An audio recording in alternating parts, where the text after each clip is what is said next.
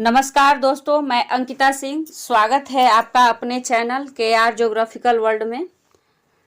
आज का वीडियो आपके लिए बेहद ही हेल्पफुल होने वाला है। अगर आप इसका पार्ट 1 नहीं देखे हैं तो पार्ट 1 ज़रूर देख लें। यह वीडियो TRE 3 BPSC TRE 3 और TRE 4 के लिए बहुत ही हेल्पफुल होगा। जो बच्चे PRT और जूनियर की 6 to 8 की तैयारी करते हैं और उनका सब्जेक्ट SST और SST में जिन्होंने फर्स्ट सब्जेक्ट में भूगोल को या सेकंड सब्जेक्ट में भूगोल विषय को डाला है, उसके लिए बहुत ही महत्वपूर्ण होने वाला है। चलिए देर ना करते हुए वीडियो को शुरू करते हैं। यह वीडियो पूर्ण रूप से NCERT पर आधारित है। हमने अपने मन से इसमें कुछ भी नहीं जोड़ा है और ना ही NCERT का जो फर्स्ट चैप्टर है सौरमंडल में पृथ्वी, उसमें से कुछ भी हमने अपने तरफ से ना ही निकाला है और ना ही जोड़ा है। तो आप इसको ध्यान से देखिए, ध्यानपूर्वक देखिए, आपको समझ में जरूर आएगा। चंद्र ग्रहण, चंद्र ग्रहण यानी कि लूनर एक्लिप्स, जिसको चंद्र ग्रहण को पूर्णिमा भी बोल सकते हैं, बोला जाता है। चंद्र ग्रहण को पूर्णिमा भी बोला जाता है। अगर प्रश्न पूछता है कि पूर्णिमा कब होता है, तो अगर ऑप्शन दिया है option a, option b. First option में मान लीजिए दिया है चंद्र ग्रहण के समय, दूसरा ऑप्शन दिया है सूर्य ग्रहण के समय, तो उस समय आप चंद्र ग्रहण के समय ही ऑप्शन में क्लिक करेंगे। चंद्र ग्रहण होता कब है? ये है आपका सूर्य, ये आपकी है पृथ्वी, ये आपका है मून यानी चंद्रमा। अगर सूर्य का परिक्रमा करते हुए पृथ्वी, सूर्य का परिक्रमा करते हुए पृथ्वी सूर्य और चंद्रमा के बीच में आ जाती है, तो उस समय चंद्र ग्रहण होता है। उस समय चंद्र ग्रहण होता है, जिसको फुल मून भी कहा जाता है। पूर्णिमा को फुल मून कहा जाता है। चलिए नेक्स्ट टॉपिक है आपका सूर्य ग्रहण, सोलर एक्लिप्स। इसको अमावस्या यानी न्यू मून भी कहा जाता है। जब किसी समय सूर्य एवं पृथ्वी के बीच चंद्रमा आ जाता है, तो उस समय सूर्य ग्रहण यानी कि अमावस्या होता है। अब यहाँ देखिए, यह है आपका सूर्य। सूर्य का परिक्रमा करते हुए पृथ्वी यहाँ है और पृथ्वी की परिक्रमा करते हुए पृथ्वी की परिक्रमा करते हुए चंद्रमा यहाँ आ जाता है, यानी कि सूर्य और पृथ्वी के बीच में चंद्रमा आ जाता है, तो उसको क्या बोलेंगे?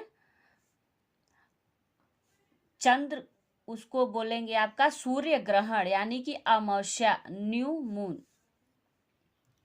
उसको बोलेंगे अमावस्या, न्यू मून यानी कि सूर्य ग्रहण, सोलर एक्लिप्स। अब देखिए नक्षत्र मंडल। नक्षत्र मंडल क्या होता है?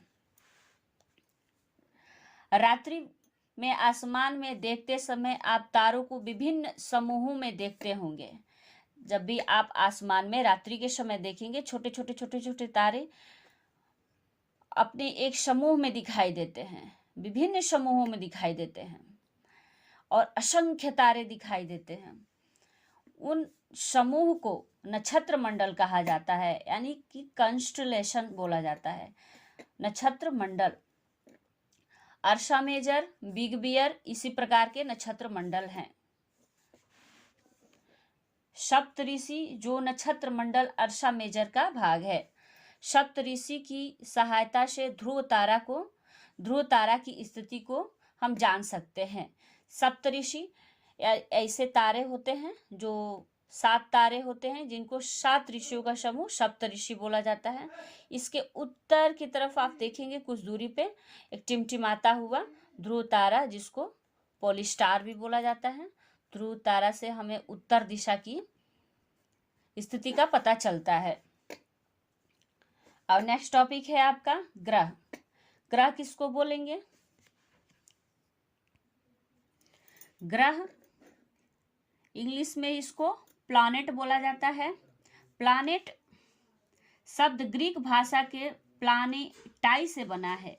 प्लानेटाई का अर्थ होता है परिभ्रमक, यानी कि परिक्रमा करने वाला, चारों तरफ घूमने वाला। वे आकाशीय पिंड जो तारों का परिक्रमा लगाते हैं और तारों के प्रकाश से प्रकाशित होते हैं। ग्रहों का अपना प्रकाश नहीं होता है।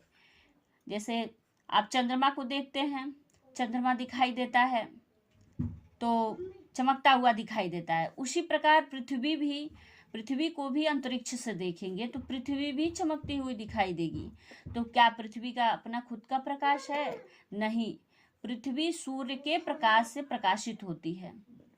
पृथ्वी का खुद का प्रकाश नहीं है, पृथ्वी सूर्य के प्रकाश से प्रकाशित होती है। ग्रह अपने पथ पर दीर्घ वृत्ताकार कक्ष में घूमते हैं। ग्रह जैसे ये देखिए, ये सूर्य है। सूर्य क्या है आपका? एक स्टार है। सूर्य क्या है? तारा। और ये है आपका बुध है, ये शुक्र है, पृथ्वी है, मंगल है, जुपिटर है, आपका यूरेनस है और नेपच्यून है। ये आपके ग्रह है। इनका कक्ष कैसा होगा? इनका दीर्घ वृत्ताकार कक्ष होगा। किस तरह के कक्ष में घूमते हैं? दीर्घ वृत्ताकार कक्ष में ग्रह घूमते हैं। ग्रहों का कक्ष अगर प्रश्न मान लीजिए पूछता है कि ग्रहों का कक्ष किस तरह का होता है, तो आप उसका उत्तर में दीर्घ वृत्ताकार कक्ष लगा सकते हैं। और एग्जाम में प्रश्न छोटे और बड़े हर प्रकार के प्रश्न पूछे जाते हैं। किसी भी प्रश्न को हल्का समझ के नहीं लेना चाहिए। ध्यान से देखिए, हर प्रश्न को हम इसमें क्लियर कराएंगे। सूर्य, बुध यानी कि मरकरी 28 दिन, पृथ्वी के दिन के अनुसार 28 दिन में सूर्य का एक चक्कर पूरा करने में मरकरी को 28 दिन लग जाता है। शुक्र को एक चक्कर पूरा करने में 224.68 डे लग जाता है, यानी कि 224.68 डे लगा देता है वीनस शुक्र। और पृथ्वी 365.25 डे लगा देती है, यानी कि 665.6 घंटे, इसको 6 घंटे भी बोल सकते हैं, 6 घंटे लगा देती है। मंगल सूर्य का परिक्रमा करने में 686 डे लगा देता है, 686 दिन लगाता है। और यहाँ देखिए जरा ध्यान से, सूर्य और बृहस्पति भी बोल सकते हैं, और मंगल और बृहस्पति भी बोल सकते हैं। मंगल और बृहस्पति ग्रह के बीच में छोटे छोटे खगोलीय पिंड पाए जाते हैं, जिनको क्षुद्र ग्रह बोला जाता है। इस डायग्राम को अगर आप वीडियो को रोक के डायग्राम को अगर बनाते हैं तो आपके लिए बेहद ही महत्वपूर्ण होगा। देखिए, जितने ग्रह हैं सूर्य के क्रम के अनुसार, ये 4 ग्रह जो बुध है, शुक्र है, पृथ्वी है, मंगल है, इनको आंतरिक ग्रह बोला जाता है। आंतरिक यानी कि जुपिटर और सूर्य के क्या है, बीच में है। जुपिटर और सूर्य के बीच में है, तो इनको आंतरिक ग्रह बोला जाता है। और जुपिटर और मंगल से जितने भी बाद के ग्रह हो जाएंगे, जुपिटर है आपका, सैटर्न है, यूरेनस है, नेपच्यून है, सब बाह्य ग्रह में आते हैं, सब बाह्य ग्रह में आते हैं। अब एक चीज देखिए आप,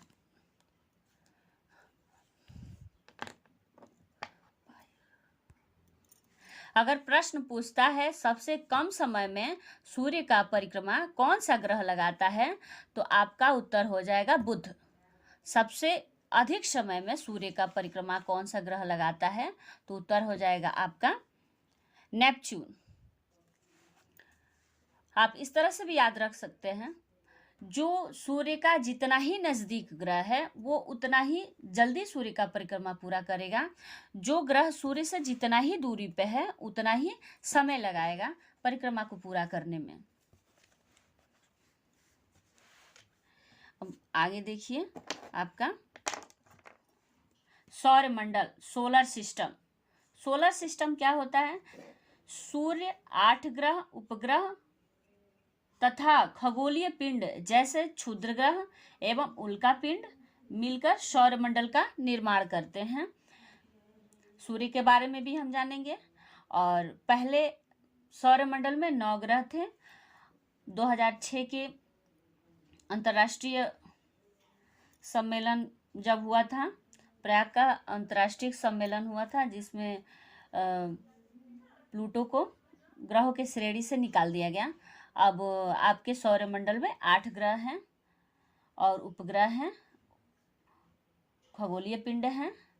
खगोलीय पिंड क्या होता है? जो आकाश में रात्रि के समय छोटे छोटे टिमटिमाते हुए, चमकते हुए जो भी दिखाई देते हैं, सबको खगोलीय पिंड बोला जाता है। क्षुद्र ग्रह क्या होता है? अभी आपने देखा है मंगल और जुपिटर के बीच में जो छोटे छोटे एक ग्रहों की पेटी पाई जाती है, जिसको एस्टेरॉयड बेल्ट भी बोला जाता है, क्षुद्र ग्रह की पेटी भी बोला जाता है इसको। इन्हीं को क्षुद्र ग्रह भी बोला जाता है। चलिए देख लेते हैं सूर्य के बारे में।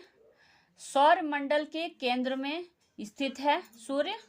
पृथ्वी से इसकी दूरी 15 करोड़ किलोमीटर है। सूर्य की दूरी पृथ्वी से 15 करोड़ किलोमीटर है। सूर्य से इसकी दूरी के अनुसार ग्रहों का क्रम याद करने का आसान तरीका है। My very efficient mother just serve us nuts. M से आप मरकरी कर दीजिए, बी से वीनस कर दीजिए, ई से अर्थ हो जाएगा, एम से मार्स हो जाएगा, जे से जुपिटर हो जाएगा, एस से टर्न, यू से एस से आपका टर्न हो जाएगा, यू से यूरेनस, एन से नेपच्यून हो जाएगा। आप इसको याद कर लीजिएगा, ये छोटा सा ट्रिक है, आसानी से याद हो जाएगा। देखिए यहाँ पे एनसीईआरटी ने इस चीज़ को सबमिट किया हुआ है। अंतर्राष्ट्रीय खगोल संगठन 2006 में प्लूटो को ग्रह की श्रेणी से निकाल दिया गया और बौना ग्रह में शामिल कर दिया गया। बौना ग्रह क्या होता है? बौना ग्रह, इसके बारे में हम कभी वीडियो बनाएंगे छोटा सा, आप उसको देख लीजिएगा। किन किन ग्रहों को बौना ग्रह की श्रेणी में रखा गया है? प्लूटो है 2003, यूवी 313, सीरस, इनको बौना ग्रह की श्रेणी में रखा गया है। अब शब्द की उत्पत्ति देखिए। शब्द की एनसीईआरटी का जो बॉक्स वाला क्वेश्चन होता है, जो जब आप बुक पढ़ेंगे एनसीईआरटी का, तो उसमें साइड में बॉक्स बना हुआ होता है। उस बॉक्स में जो क्वेश्चन दिया होता है, उस बॉक्स से सबसे ज़्यादा प्रश्न बीपीएससी ने पूछा है। आप उसको ध्यान से जरूर पढ़िएगा। आप शब्द की उत्पत्ति में ही देख लीजिए, ये बॉक्स में इसको डाला हुआ था। जियो, जियो मतलब होता ही है पृथ्वी। जियो हमने फर्स्ट पार्ट में बताया है, जियो का मतलब और ग्राफी का मतलब, उसको अच्छे से आप समझ लीजिएगा। जियो में लॉजिया लगा दिया जाए तो जियोलॉजिया, जिसका मतलब हो जाएगा पृथ्वी का अध्ययन। जियो में मैट्रिया लगा दिया जाए, जियोमेट्रिया हो जाएगा, जिसका मतलब होता है पृथ्वी का मापन। जियो में ऑइड्स लगा दिया जाए तो हो जाएगा जियोइड्स, जिसका मतलब हो जाएगा पृथ्वी का आकार। और हमारे भारतीय एक गणितज्ञ थे आर्यभट्ट, जिन्होंने सबसे पहले ये बताया था कि कोई भी ग्रह या चंद्रमा सूर्य के प्रकाश से ही प्रकाशित होता है। सूर्य के प्रकाश से प्रकाशित होता है। और किस प्रकार सूर्य के प्रकाश से परावर्तित प्रकाश से, सूर्य से, जैसे सूर्य यह सूर्य है, सूर्य से प्रकाश आ रहा है पृथ्वी पे, अब पृथ्वी भी तो अब प्रकाश को वातावरण में रिफ्लेक्ट कर रही है। सूर्य से जो प्रकाश आता है पृथ्वी पे, उसको किस तरह के प्रकाश का नाम देते हैं? उसको बोलते हैं लघु तरंग। क्या बोलते हैं? लघु तरंग। अब पृथ्वी से जो प्रकाश निकलता है वो दीर्घ तरंग होता है। तो ये जो पृथ्वी जब हीट होती है तो सूर्य के प्रकाश से जो आता है प्रकाश, उससे नहीं हीट होती है। पृथ्वी अपना प्रकाश जब वातावरण में रिफ्लेक्ट करती है, परावर्तित कर देती है, तो बहुत सारे प्रकाश जो होते, बहुत सारा ताप उसको गर्म, वातावरण को गर्म कर देता है। और जब वातावरण गर्म हो जाता है तो उसी से हमारा क्या होता है? ग्लोबल वार्मिंग बढ़ता है। प्रकाश की गति 3 है, 1 2 3 4 5 50। इकाई, दहाई, सैकड़ा, हजार, 10,000, 3,00,000 किलोमीटर प्रति सेकेंड। अगर सूर्य से पृथ्वी की दूरी निकाली गई होगी तो प्रकाश के चाल का गणना करके ही निकाला गया होगा। सूर्य का प्रकाश पृथ्वी पे आने में कितना समय लगता है? तो आपका 8 मिनट लगभग लग जाता है, 8 मिनट लगभग। तो 8 मिनट, आप प्रकाश का चाल कितना है? 3,00,000 किलोमीटर प्रति सेकेंड है। 1 सेकेंड में 3,00,000 चल देता है। तो आप इस तरह से सूर्य और पृथ्वी के बीच की दूरी निकाल सकते हैं। सूर्य और पृथ्वी के बीच की दूरी कितनी है?